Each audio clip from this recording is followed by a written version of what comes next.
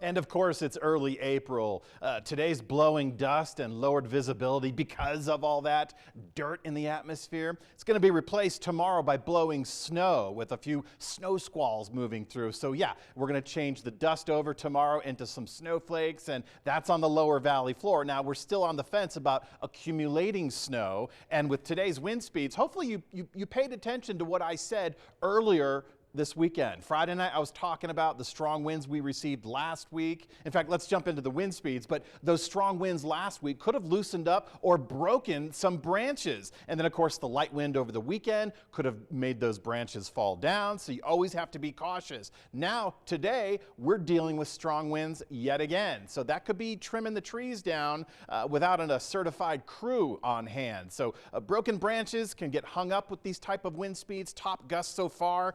Just in the lower elevations, and these have increased from the low 40s to the upper 40s, and now here we are in the middle 50s. And I don't think we're done topping out yet. Our cold front just entered the northwest corner of Colorado. It's hung up in eastern Utah, and it extends all the way south through St. George, Utah. So that's going to take some time to pass through. That means more time for winds like this. We're currently 25 to 40 miles per hour just in the lower elevations, the Tri-County area. Now, of course, with that blowing dust, you've got respiratory issues. You also have lowered visibility driving. If you're around high-profile vehicles, you need to be careful. If you're driving one, you need to reevaluate your route or maybe just hold off. But if you can, as a passenger or even as a commuter, try to give a wide berth to those big trucks because they could get moved around with these winds. Primarily southwest flow. That's why we've been warm all day. We have a high wind warning in effect through 11 p.m. tonight. Would not be surprised because I'm seeing the wind profile go beyond 11 p.m. With 60-mile-per-hour winds around midnight tonight for the lower elevations. So keep that in mind. You're going to be hearing and feeling the winds for the rest of the evening. Now, yes, when the cold front passes through by the midnight hour, it should be knocking on the door of the continental divide. We will still keep winds going. In fact, the cold front passes through. That means we get colder temperatures, cooler air, and that wind comes at us from the north, and it'll still be breezy. We'll still be talking about 30 and 40-mile-per-hour winds tomorrow, hence trading the dust for the snow, lowering our visibilities.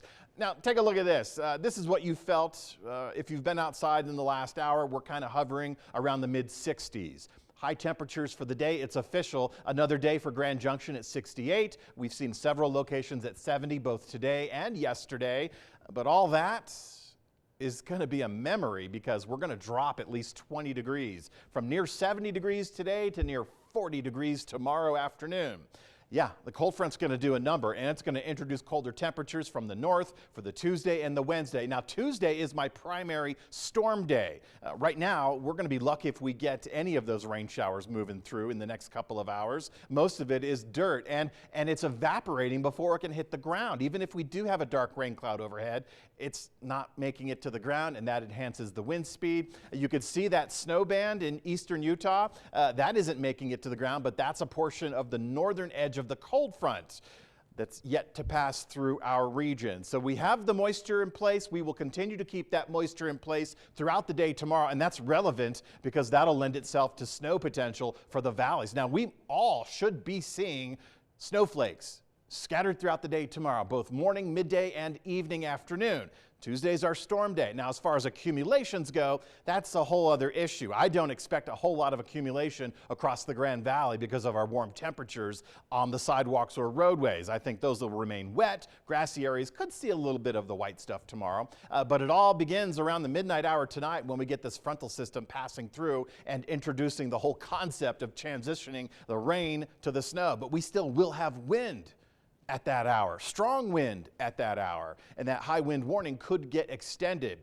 Getting into Tuesday, Tuesday's our storm day, lowered visibility. Be careful throughout the day if you're driving on I-70 and you encounter a gray cloud with blowing snow. That's the snow squall. We have at least 3 potential opportunities for that to pass through tomorrow, and that could lend itself to maybe even an inch and a half accumulation around the Delta and Montrose County area. Just last week we saw good accumulation. Didn't stick around, fortunately, because we have this April sun angle, so that has a tendency to melt things rather quickly. quickly. Now, the mountain zones, folks, that's where the snow is. Glade Park, 5 to 6 inches, but wind, that's an issue. The Grand Mesa, 10 inches. 5 to 15 is the spread, and I think the deeper totals will be along the divide and areas in the north. So, the next couple of days, I'm sorry to say, we're going from near 70 to 40s, and that's for Grand Junction. We're going to keep clouds. We'll still keep an eye on Wednesday for lingering showers on the backside, but tomorrow's really our day. Now, we do start to warm up. Thursday morning, by the way, is going to be a chilly start for all locations with the clearing sky. But this weekend, we start to warm up. We get our temperatures back for improvement. Sunday, big day for a lot of families. We should have mostly clear and dry conditions, but that is not the case tonight, and that won't be the case through at least midday Wednesday.